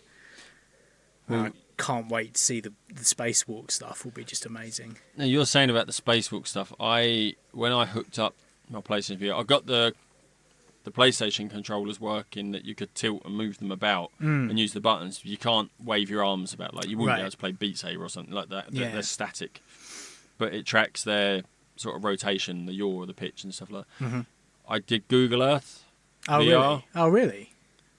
when I went up into space on it, Yeah. it made me feel really uneasy. Right. And it sort of, my mind was like, you're not supposed to be here. Like, anxiety started. I was like, I don't like this. Right. That's like what this. that Blink-182 song, what's it called? Aesthesia or something like that. Yeah. It's like the technical term for being above the earth and feeling completely detached. Oh, okay, right. Yeah. Is that the one, the pilot? Yeah, that's right. Should I go back? Should I go back? That's the should one. I? Yeah. Yeah. But yeah, it's that. So I sort of started flying. I was exploring. I was sort of flying across the earth, and I was like, "This is really cool." And then I tilted it up, and I started going up into the sky. And the further away I got from the ground, I was like, "I don't like this. I don't like this. I don't like this." I mean, it's cool, but I don't like it. Because I got up and I was like, "Okay, well, I was looking at Earth, but I didn't want to look around. I didn't want to look behind me, Just in case. Yeah. It's just weird." It's one of those. It's a natural feeling, though, isn't it? Asthenia. Asthenia Is the word that's for it. Yeah. Yeah. That's quite cool, though. Mm. Yeah. Trying to get it sort of finished before Halloween is all. Right. Oh, yeah. Oh, I didn't even think about the fact that there was going to be an ulterior motive to that. I'm doing it because I want to do it. Because I want to play on my PlayStation. I want to play Steam VR games. There's also Scare the Shit Out of Tom again. And me. I will be playing it as well. Are there two headsets then? No. Take it in turns. I don't want to do it. I know. I don't. Well, I do. It's that weird thing, isn't it? Like, Chloe's started to come around to the fact that sometimes being scared is enjoyable. Like roller coasters and things like that. She gets on she feels nervous. I'm like, that's a good thing. You're supposed to feel nervous before you get on them. You'd be weird if you weren't nervous before getting on a roller coaster. I know some people don't because they recognise their feelings of anxiety as excitement as well. So people feel more. So people go, "I'm not scared." It's like, no, but you're excited. You've still got that same feeling. It's a very similar feeling. But you relate it to being excited, whereas other people would relate it to being scared. It's or nerve-sighted as we call it in our house. Nerve-sighted. Yeah, I like it. Yeah. So, but Chloe's starting to get there now. She wants to watch horror films because it's fun being scared. Right. When you know you're safe. Yeah. Yeah. The problem is doing it in VR. It's like your brain's like, this isn't safe. You're in this environment. Yeah. So I don't know. Yeah, it's just weird things like there's a PlayStation VR demo. It's part of a bigger game. But I played the demo version. It's where you go down in a shark cage. Okay. It doesn't have the shark bit, but it's still that feeling of you're in an alien environment. Yeah. And it's not right. Yeah. You're going down into the sea. But like your brain doesn't go, just take it off. Yeah, no, I know. It's weird because there was that one that I did that was like a rock climbing game. Yeah, the heights. And it wasn't even the heights. It was like your hands wear out if you don't keep moving. Yeah, you let go. Yeah, your grip diminishes to the point where, and when you fall, your stomach lurches. Yeah, because you believe that you're actually there. Like your eyes. Because your eyes are seeing and you can see all around yourself. Yeah. It's like real life for your brain. Yeah. Even though you know it's not. Yeah. You know your feet are planted firmly on the floor and you're not climbing up a mountain. Yeah. But yeah, when you fall, my stomach came up into my throat and I'm like, that is weird. That's why I want to get one of the room scale things I want to get working is because there's a VR thing called Rich's VR Plank Experience. Okay. And it all it is, I mean, there's other bits to it, but the main thing, it was like a proof of concept thing, but they've turned it into a bigger thing now, is you, in the real world, you set up like a wooden plank on the floor. Okay. And you measure it out for this game so the game knows where it is. And you're standing in front of the plank, put on the headset, you get in a lift, or an elevator for the Continentals. And you stand in the lift and you're looking around, blah, blah, and then the doors open and then you're at the top of a skyscraper with a plank in front of you. Oh, God. So that's why you have the plank on the floor, so you can feel the plank as well. Yeah. And you have to step on the plank and then you have to walk out. But because you're actually in the real world walking along a plank, which is only on the floor, yeah. but in your head, it's It's a plank suspended over a void. Yeah. So that's. I was going to say the extra element that you could do there is put it on 2 bricks. So you can actually feel the plank. Yeah. So that's the whole point. Is you're supposed to lift it up slightly. Oh, really? Is that okay? So when you can feel the edge. Yeah. You can feel that it's not quite there. Yeah. And there's videos of people playing it, and when they fall off, they scream. Like, it's great. Yeah. Yeah, that's one of the things I want to do. But then there's like a nightmare mode. Where there's like, I don't know, I think you get to the edge of the plank and then there's like something pops up. Yeah. To scare you. See, that's just, I don't know, man. Like, I'm not into that. I'm not into being scared for kicks. It's like, I don't know. Yeah. It'll be fine.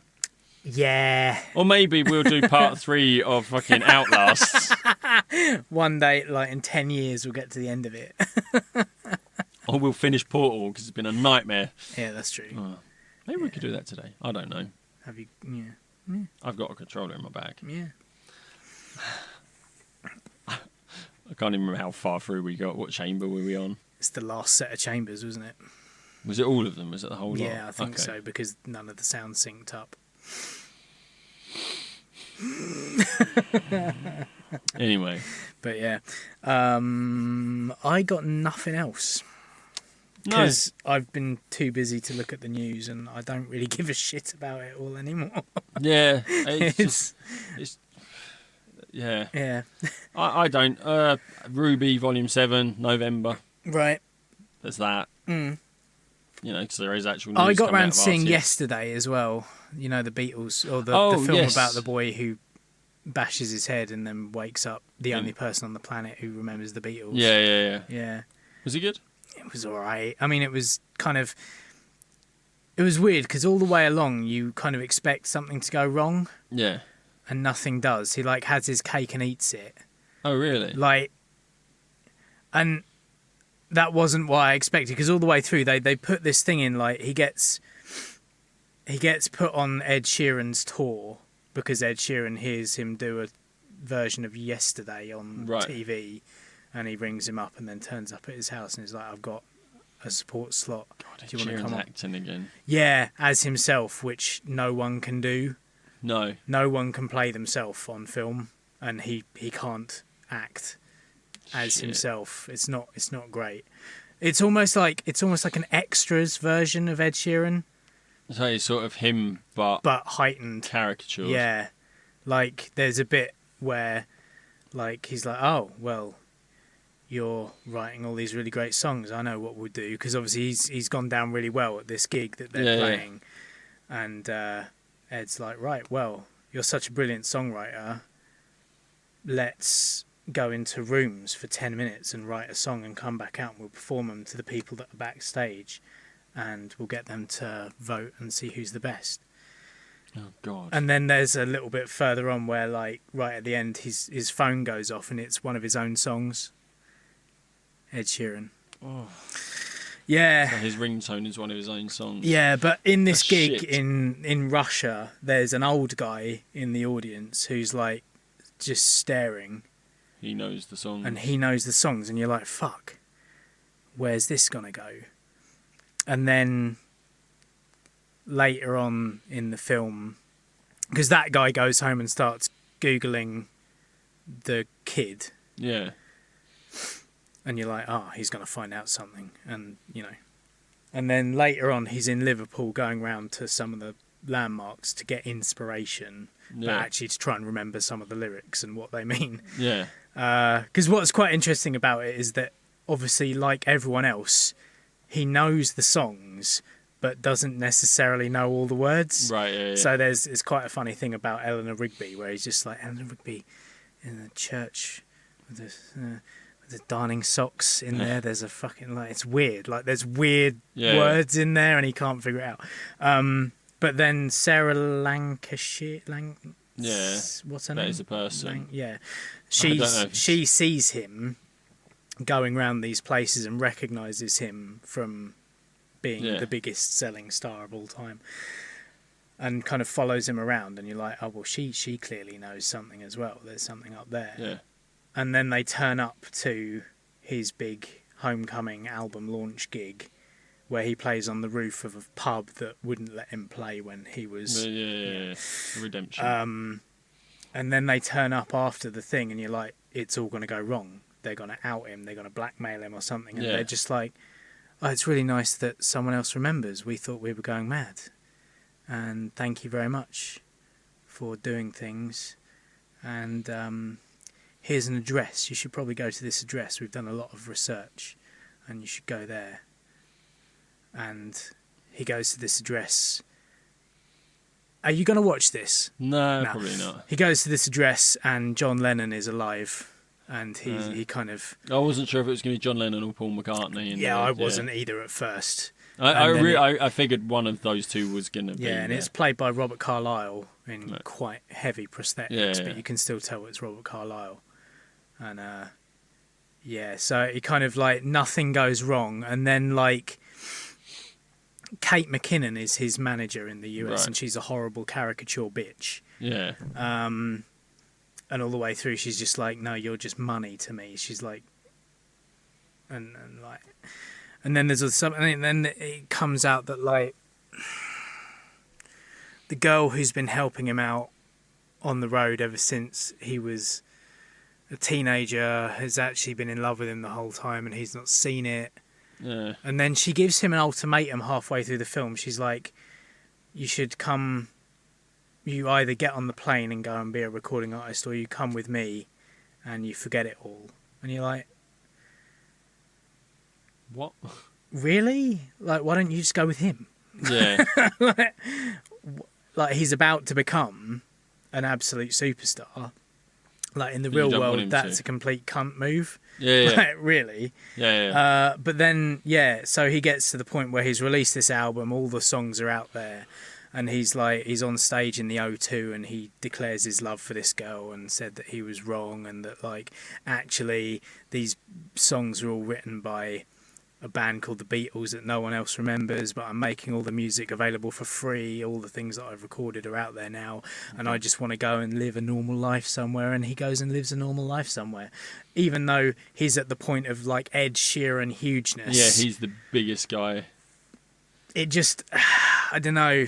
So it was quite fun. It was a bit of fluff. There's no redemption. Is there any reason? Like, do they ever explain? Is it a dream? What happens was he comes off his bike. He's cycling home after he's decided that he's going to give up, basically. And all the lights in the world go out. All the power goes down. Because he fell off his bike? No. No. Then, because there are no lights, he gets hit by a bus. Oh, I see, yeah. Because this bus is driving that way and he's cycling this way and all the lights go out and then he can't see the bus or hear it. And then he wakes up and he makes an obscure reference to something from a Beatle, not very obscure reference to something. And this girl is like, what? No, doesn't get it. Yeah, walks out. And then like when he gets out of hospital, he goes and sits with a few of his friends at the pub and they bought him a new guitar because his old one was broken when the bike... In the accident. And they were like, right, you need to play a song then, new guitar, blah, blah, blah. And he's like, oh, well, and a great guitar needs a great song. And he starts playing Yesterday and no one has ever heard of it. And everyone's moved to tears. And they're like, when the hell did you write that? And he was like, I didn't. And it's kind of like there was something that happened. The whole world went blank, and then all the lights came back on, and only him and the Russian dude. And So I know you're not supposed to make sense of it because it's a film, but is there no explanation? No, all the lights went off. Then all of a sudden, no one could remember the Beatles existed, but except just the three Beatles. people. Yeah, just the Beatles. Yeah, but the weird, there are some funny things about that because obviously he tries to look up the Beatles, and only Beatles come up, like Stag Beatles and shit. And then through the film, then he's like, oh shit, Rolling Stones, and they're around. And he's like, oh thank God, Oasis don't come up because they're influenced by the Beatles directly. Massively. But then there's weird things like Coca-Cola isn't a thing. And I don't really know why that would have been. No. And also, cigarettes aren't a thing. Nobody smokes? Yeah, he was like, I could really do with a cigarette. And his mate's like, what? And he's like, what? I I don't really get the significance of Coca-Cola and cigarettes. Cigarettes is just a political, not political. It's just a. But I don't know what the Beatles' stance on that was, because like. Yeah. I don't know. It was weird. Like some of it, the Oasis thing was quite funny, and it makes absolute sense because without the Beatles, the Gallagher brothers wouldn't have had anyone to completely idolise. Yeah. And they probably would have ended up being football hooligans or something. Yeah. But yeah, Coca-Cola and cigarettes, I don't know. Because there's Pepsi. But there are no cigarettes. Maybe Beatles had something to do, like a massive campaign. Yeah. For Coca-Cola. Maybe. Cigarettes, did they smoke? If they smoked. But the thing is, cigarettes predated the Beatles anyway. Yeah, but they were such a big thing that if they smoked, that might have influenced a lot of other people to smoke. But without the Beatles, probably people didn't see cigarettes, stopped buying them, and it went, like, tobacco industry collapsed. That's a massive... It makes no sense to me. No. I need someone to tell me what the Coca-Cola and cigarettes things... With the Beatles, the Beatles are. Okay. It is a bit weird. Yeah. I don't know. But yeah, it was quite fun while you're watching it, and then you kind of think back and you're like, oh, actually, he just got away with ripping the Beatles off. And but you're not quite sure whether he doesn't appear to be doing it for the reasons that the old couple want him to be doing it. He's doing it for fame. Yeah. He's doing it because he knows he can make some money off doing it. But at the end of it, he gives it all away for free, and maybe that's the redemption. But then he's so big at that point, like his face is all over the world. Yeah. Like he wouldn't be allowed to run away. Like that music producer would have taken him to court, sued the shit out of him. Like for taking all that IP, and posting it live. Like he got away with that because it belongs to the record company. It goes like the last 5 minutes of the film is like a montage to do with Eleanor Rigby, and it's him getting married to her, and then they have children and stuff like that. Yeah. And then right at the end, he's kind of singing Obla Di Obla Da in a school, and all the kids are singing along because they know the song now because it's out there because he put it out. And it's like, well, that means you're still fucking famous. Like it doesn't make sense. The internal logic of the film made absolutely no sense once you start taking it apart. But it's full of Beatles music, which is great. Yeah. And that's the point, isn't it? I shouldn't take things so seriously, I guess. No. But like Joe I'm had the same saying... thing. She was like, I hated the bit. As soon as he saw John Lennon, I was out. Yeah. But it comes at a time when you've got We Will Rock You. Yeah. Bohemian Rhapsody and Rocketman. Yeah. So which I also saw and is really fucking good. Yeah, I really want to see Rocketman is amazing. I want to see Rocketman. Yeah. I think... because I've heard email correspondence to film shows that I listen to where like people with addiction are like, you might not have noticed this, but there's so much stuff in there about 12-step and like some of the things that he does you would probably only notice if you were an addict. Yeah. And then there's other people who suffer with mental health and they're like, that there's bits in there that are exactly, and there's a bit in there that got me. Yeah. I started to cry. Yeah. Because there's just bits where he's practicing to smile in a mirror. Oh God! And you've done that. I do that. You do. And Yeah. And there's a bit where he's just come off an OD. Yeah. And it's in a musical montage, and they're dressing him out of the gown into his uniform, and they stand him up.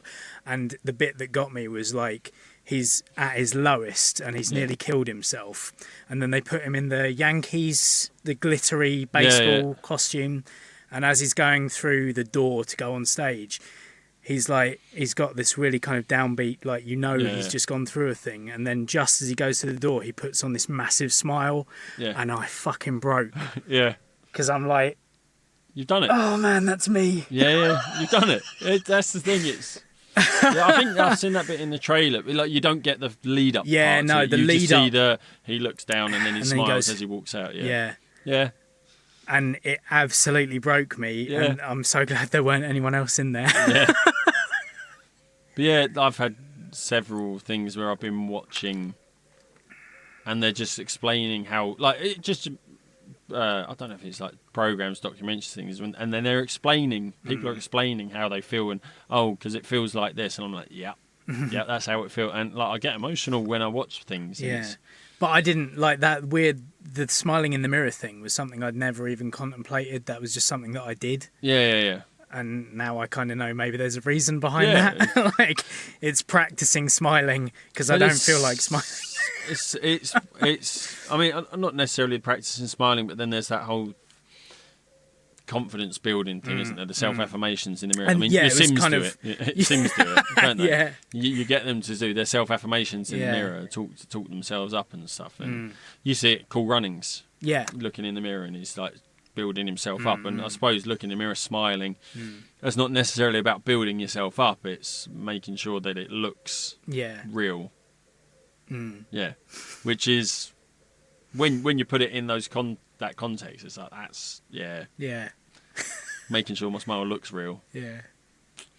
It's hard hitting, man. Yeah, it's yeah. fucking tough. But I do But really want to again, see like that. it made me be like, I need to go and listen to all of Elton stuff. Yeah, Because man, those songs are amazing. yeah. You know, not that I didn't already know that. No, but But it's like it reawoke that like I've got to go and listen to the hits. You know. so back to that Cure set at Glastonbury made me go Spotify, The Cure, whack it full blast, Download Disintegration just listen to because it. I've only got the greatest hits, but I need to know a couple of the Yeah, others. I've got you the know. greatest hits. I think I put a Spotify playlist like Essential Cure. Yeah. Well, Because that this was is The another Cure. thing. Like Joe, when we were sitting through it, she actually got up and went to bed at one point, and I was like, "Why?" She's like, "I don't know any of the songs." I'm like, "Yeah, Doesn't matter. doesn't matter. It's just They'll fucking get there, cool. believe me." And actually, the weird thing was when she went to bed, they started doing all the hits. The hits, yeah. And I think Robert Smith, right at the end, just before he walked off Oh the stage. man, yeah. Bless him. So humble. Yeah. So like, Just really, really touched by it. yeah, the whole fact thing. that there were so many people there, it Yeah. just seemed to have taken him totally by surprise. Yeah. Because there were bits where he was doing self-depreciation, and then he was Yeah. like, "No, I shouldn't be doing this." Yeah. It's Because he was saying like, "Oh, it's, you know, probably don't want to hear me talk," and then he was like, "Oh, well, I'm at Glastonbury. Like, this is fuck it. amazing." Yeah. He's so. When he does stuff like that, like the way he acts like that, I wonder if Paulie Shaw has modelled himself on. You know what I mean? He goes, and just sort of goes arms everywhere. That was amazing. Yeah. No. Anyway, But it's all on iPlayer, so go and check it out. definitely. Yeah. Go look up VPN it if you're not in the UK.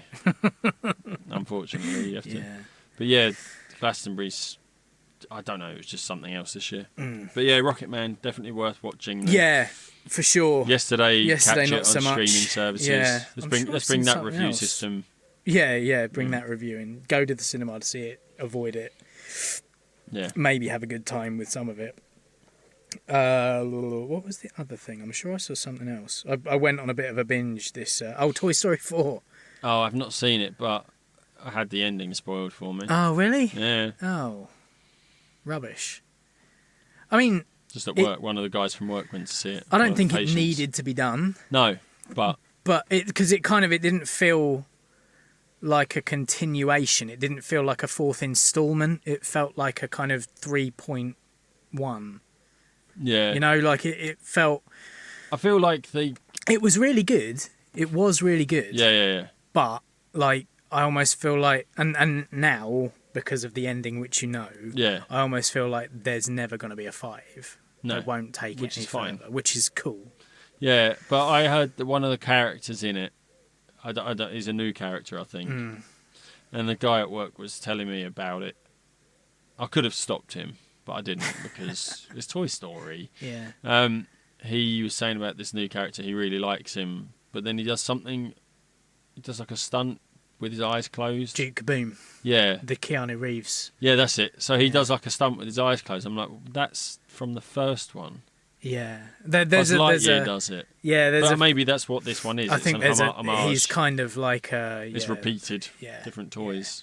And Carl Weathers is in it as 3 like G.I. Joe type Oh, okay. characters. You know, Carl Weathers, who was Apollo Creed, and he was in Commando, Right. the black guy, who was Possible. in Rocky and all those kind of Stallone and Schwarzenegger films. So he plays like 3 kind of G.I. Joe characters that are all called Carl. Oh, There's a cool little thing about like high fives, and one of them's always left hanging. yeah. Because there's 3 of them. Yeah. Yeah. But yeah, it's good fun. Yeah. It is really good, but kind of more like it's more than one of those kind of specials that they bring out, like the Halloween ones, or, those half-hour specials. But it's not. I see what you mean. Yeah. It had the feel of that, but it was too big a story to do as one of those standalone things. But it feels much more standalone than it is a direct kind of continuation of the story. Like, it just doesn't feel. Well, because the thing, I don't know. I can't remember how number 3 ended up. They were with Bonnie, weren't they? Yeah, they're not with right. Andy anymore. Yeah. And it's like, but Toy Story is about Andy and his toys, whereas now it's Bonnie. Which is why they should have left it. Because it's off to a new start. Yeah. Like, you don't need to carry on after that. Yeah. And that's the thing. So, like, that's why Toy Story 3 hit me the hardest when Andy left the toys behind. Yeah, because it's growing up and because giving up. That's the character. Yeah. That's us. Yeah. Andy We grew is up us with the toys. With those toys. Yeah. So when it's off with this new person, you don't have that same connection. No. So, but I don't know. I will watch It's it. worth watching. I will watch it. It is worth cry. watching. Yeah, probably. But yeah. And those are the things that I've seen recently. Yeah, and I've seen Spider-Man, and I'm probably going to do a solo spoiler cast this time round, and then we'll do a joint one, or you can do one after you've seen it if you want. I'm watching it next Thursday, I believe. Right. So perhaps next Thursday when I've seen it, I'll listen to your spoiler cast, and maybe next weekend for the patrons. I might, if I get.